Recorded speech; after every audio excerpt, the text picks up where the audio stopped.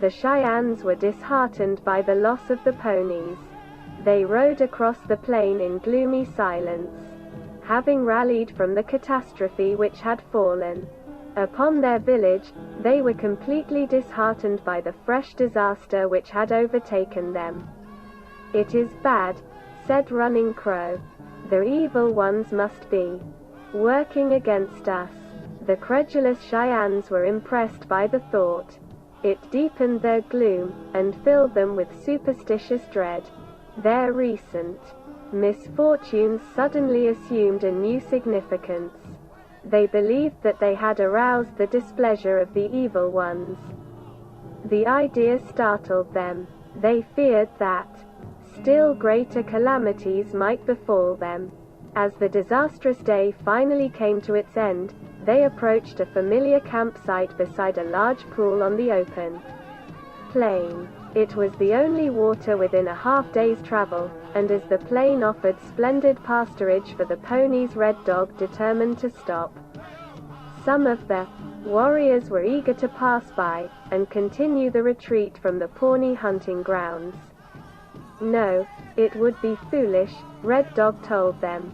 "We must stop here and rest the ponies." The Cheyennes slid dejectedly from the ponies, and threw themselves upon the ground. They held the lariats, and watched indifferently while the ponies grazed. There was little talk. Their hearts were heavy. Their spirits were crushed. A splendid victory had ended in a bitter defeat. A number of their comrades had been killed. The Cheyennes felt subdued. "Our brothers feel bad," Little Raven said, softly. "Bad things have happened to them," declared Sunbird. White Otter made no comment. He, too, was serious and depressed. He had expected a war party of his people to come to the aid of the Cheyennes. He was at a loss to explain why they had failed to appear. Having assured the Cheyennes that the Oglalas would help them, he feared that they might doubt the sincerity of his pledge. The thought troubled him. He felt sure that if his tribesmen had joined the war party, the Pawnees would have been beaten off. "My people did not come," he told Sunbird. "It is bad. I do not know what to make of it. Perhaps the Cheyennes took a long time to go to your village," said Sunbird. "There were many women and children. They held back the warriors." "Many suns have passed," White Otter reminded him. They became silent. For a long time, they sat watching the plain. White Otter looked hopefully toward the north. He knew that the Pawnees were 2 full days' travel from their village, and they would be forced to travel slowly with the great herd of ponies. If the Oglalas should appear before the night passed, he believed they might still overtake the Pawnees and recover the ponies. The possibility thrilled him. Then, as darkness finally came, the great hope died from his heart. "My brothers, night has come," Red Dog told his warriors. "I do not believe the Pawnees will turn back to find us, but we must watch out. We are in the country of our enemies. I will ask some of you to ride out on the plain and watch." "I will go," White Otter said, eagerly. "White Otter, you are a great chief," Red Dog told him. "You have done big things to help us. You must lie down and rest. My young men will watch." No, I will watch," insisted White Otter. "Perhaps something good will come of it." "Red Dog, you must listen to my words." "I will not talk against it," said Red Dog. "I will go," replied White Otter. "I will go with you," said Sunbird. "No, my brother, I must go alone," White Otter told him. A few moments later 4 scouts left the company, and disappeared into the night.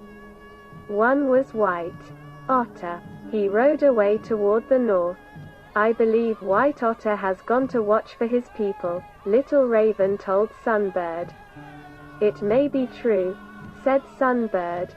Once beyond hearing of the Cheyennes, White Otter struck the piebald with his riding quirt, and the wonderful creature bounded away at marvelous speed.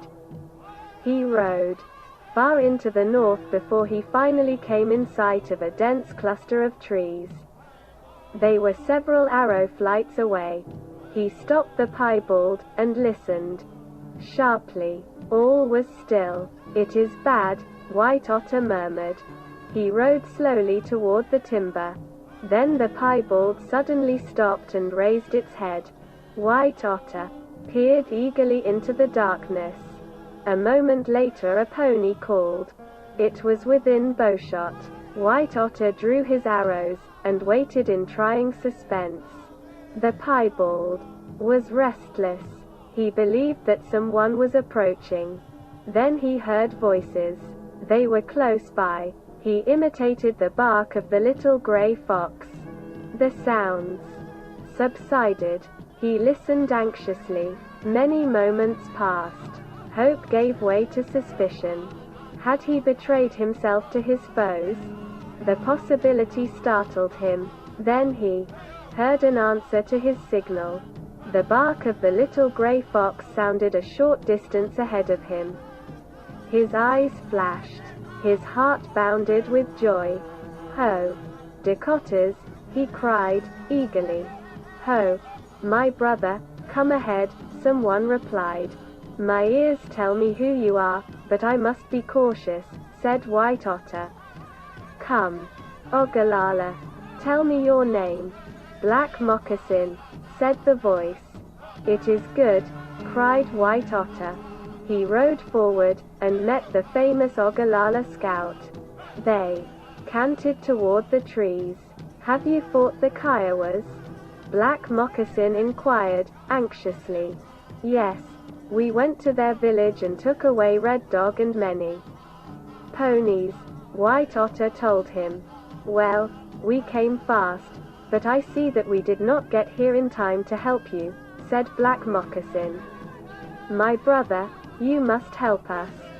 "Fight the Pawnees," replied White Otter. "The Pawnees came up with us and ran off the ponies that we took away from the Kiowas.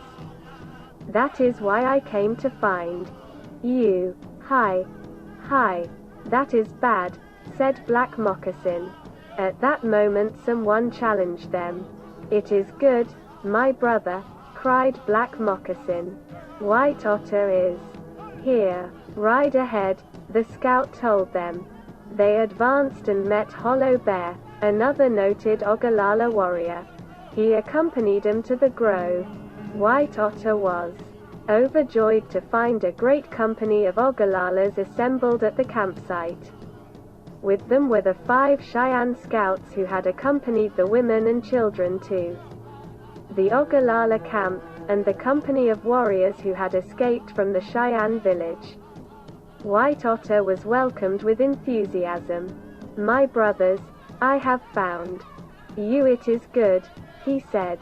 "There is little time to talk.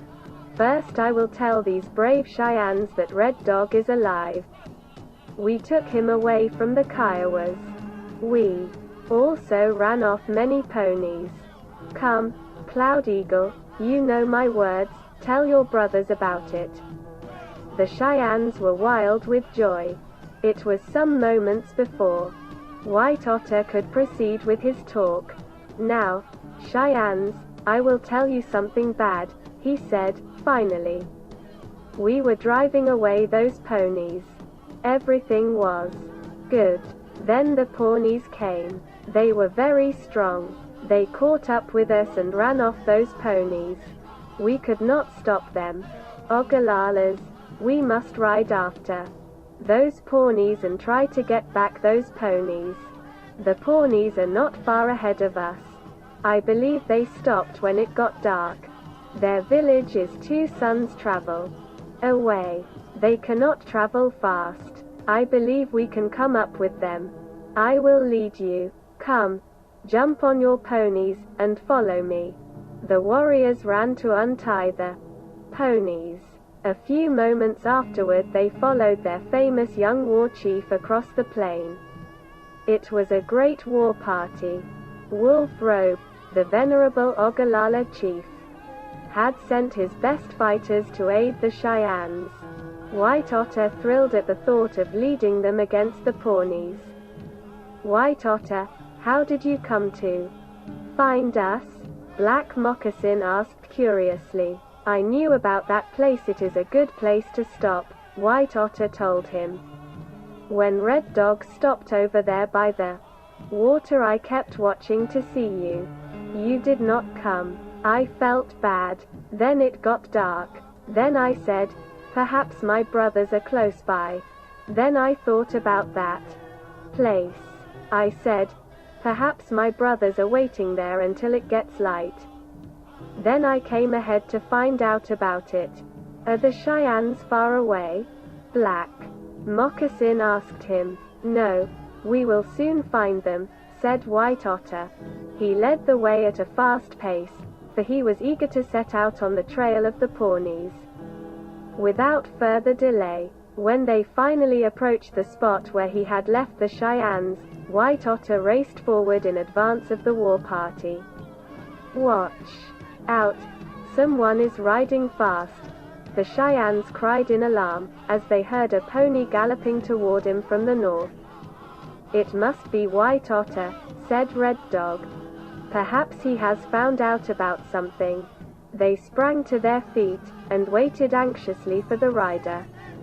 As he came within bowshot, they began to call. Who are you? They inquired, suspiciously. Do not be afraid, everything is good, cried White Otter. Yes, yes, it is White Otter, the Cheyennes told one another. A few moments afterward the Ogallala joined them. They gathered around him to learn what had happened. Listen, he cried. Do you hear those ponies? They are bringing my people. Cheyennes, my words have come true. The Ogallalas are coming to help you. They heard the hoofbeats of many ponies. The sound filled them with joy. A great hope entered their hearts. It is the Ogallalas.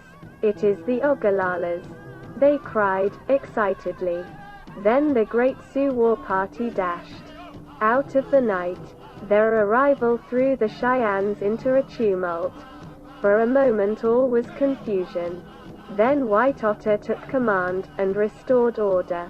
Come, come, my brothers, we are making too much noise, he said, sharply. The great company of fighting men instantly became quiet. They dismounted and waited for instructions from their chief. Cheyennes, my people have come here to fight, White Otter said, proudly. We will ride after the Pawnees. We will bring back those ponies. A Dakota does not turn back. We will do what we set out to do. Cheyennes, are you ready to go into this fight? Yes, yes, we are ready, shouted the Cheyennes. It is good, declared White Otter.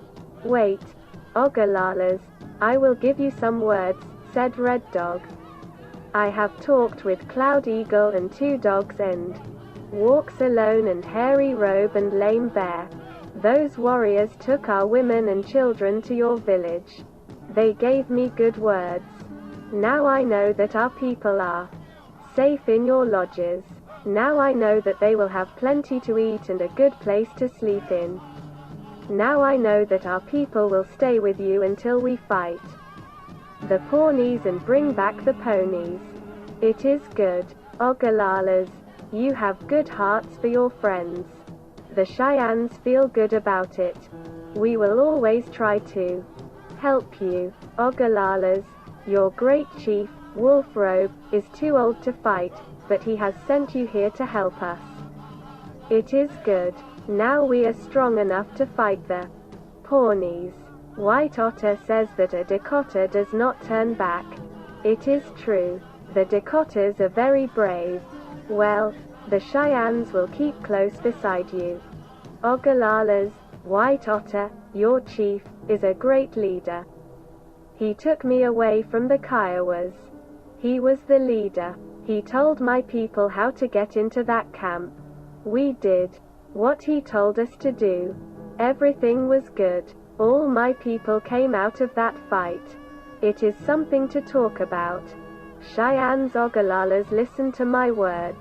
I am going to ask White Otter to be the leader of this great war party. He is as brave as Mata-Hotah, the bear. He is as sharp as Takala, the fox. He fooled the Kiowas. I believe he will fool the Pawnees. If White Otter is the leader, I believe we will get back those ponies. Now you all know how I feel about it. His proposal was approved by the entire company. The Cheyennes believed that the young war chief of the Oglalas possessed some mysterious power which made him immune from peril, and enabled him to triumph over his foes. They believed that his leadership greatly increased their chances for a victory over the Pawnees. The Oglalas were equally certain of success. I will be the leader, said White Otter.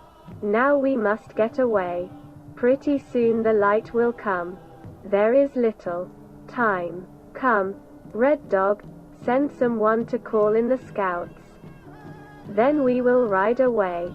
Red Dog sent several riders to find the 3 Cheyenne scouts who were watching on the plain. Then the Cheyennes gathered about the warriors who had escaped from the Cheyenne camp to learn the details of the disastrous battle with the Kiowas. It was not long, however, before they were interrupted by the arrival of the scouts. They said that they had watched carefully but had heard nothing of their foes. It is good, said White Otter. Come, my brothers, get on your ponies. We will go to fight the Pawnees.